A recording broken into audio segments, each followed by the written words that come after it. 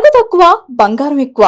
BNR gold and diamonds, Vijayawada, Bengaluru, Vizag. Cinema అనేది ఒక ఏడుపు అంటే ఎమోషనల్ గా స్పోర్ట్స్ పైన మనము ఇంట్రెస్ట్ అనేది కొద్దిగా పోతుంది.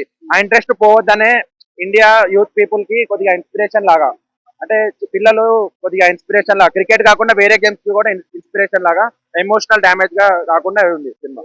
ఓవరాల్ సినిమాలో రన్నర్ గా ఉందా, రెస్లర్ గా ఉందా, క్రికెటర్ గా ఉందా? బ్రో 3 అవర్స్ కాబట్టి ఒక 1 అవర్ క్రికెట్, ఒక 1 అవర్ రెస్లింగ్, ఒక 1 అవర్ రన్నింగ్. రన్నింగ్ కొద్దిగా తక్కువ ఉండే, లాస్ట్ ఒక హాఫ్ అన్ అవరే ఉండే. కొంతమంది ఫస్ట్ హాఫ్ కొంచెం స్లో వెళ్ళిందని కూడా. ఫస్ట్ హాఫ్ 1 అవర్ బాగుండే బ్రో, ఒక 20 మినిట్స్ 10 మినిట్స్ కొద్దిగా ఏడుపు సీన్ ఉండేసరికి కొద్దిగా జనాలకి కొద్దిగా నార్మల్ అనిపించింది ఫస్ట్ హాఫ్. కానీ సెకండ్ హాఫ్ మాత్రం అతను వేరే లెవెల్ గా కంబ్యాక్ ఇస్తాడు. అది డాన్స్ ఎట్లా అనిపించింది? Dance grace bro, God grace అయినా ఇక మనం ఏం చేయలేము. ఆ డాన్స్ తగ్గదు. అది కొన్నిటెల ఫ్యామిలీ నుంచి, చిరంజీవి నుంచి ఇటు వచ్చింది, నెక్స్ట్ వస్తుంది. మ్యూజిక్ ఎట్లా అనిపించింది సినిమాలో? మ్యూజిక్ సూపర్ బ్రో, మ్యూజిక్ 4 పాటలు బాగున్నాయి. ఓవరాల్ రేటింగ్ 3.54 ఇస్తా. ఈ పెద్ద సినిమాకే వస్తాయి A to Z అన్ని యాక్టర్ టోటల్ అవార్డ్స్ 2026 లో మొత్తం ఇవే. జగపతి బాబు యాక్టింగ్ సూపర్, నమ్మలేకపోయినాము, ఆయన చూసే వరకు నమ్మలేకపోతున్నాము.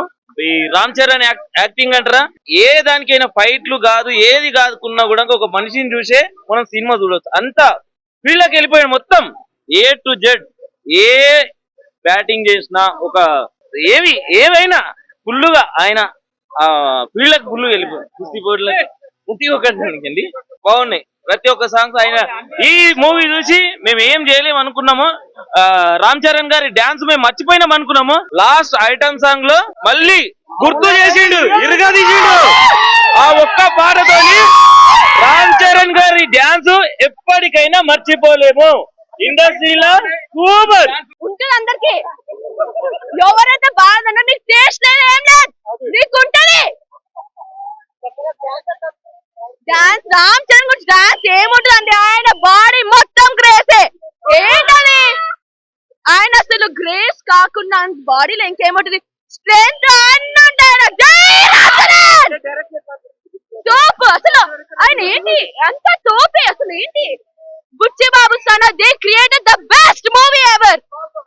అసలు నాకు ఈ రోజు మాటలు లేకుండా this is such a roller coaster. I am just speechless. The most amazing movie ever.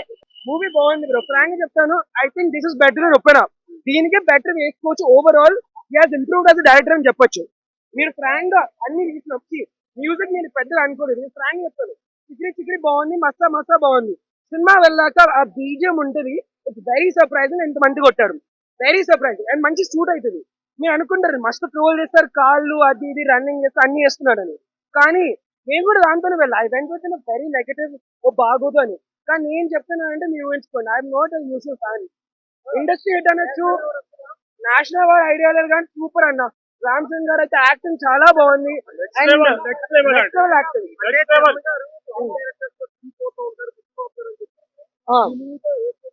I feel like I can not give movie వల్ల మొత్తం డైరెక్టర్ అని, but he has a very good career ahead. Actually continue చేస్తారు. చాలా మంది directors ఒక 2 మూవీలు తీసి ఆగిపోతారు.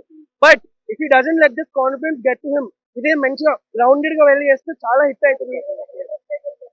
Theatres ఒకటి చెప్తాను, మీరు వచ్చే సినిమా చూడండి, నచ్చకపోతే అంతే. Because I can force my opinion. నాకైతే జెన్యున్ గా నచ్చింది. నాకు అసలు జెన్యున్ 3 hours అనిపించలేదు, ఎమ్మటే అయిపోయింది. నేను మంచి స్మూత్, ఎక్కడ స్లో మూమెంట్ లేదు, సూపర్ ఉంది. రామ్ చరణ్ గారి డెడికేషన్ బాగుంది. అవును, ఐ థింక్ ఈ మూవీలో బాగుంది బ్రో, అంతే.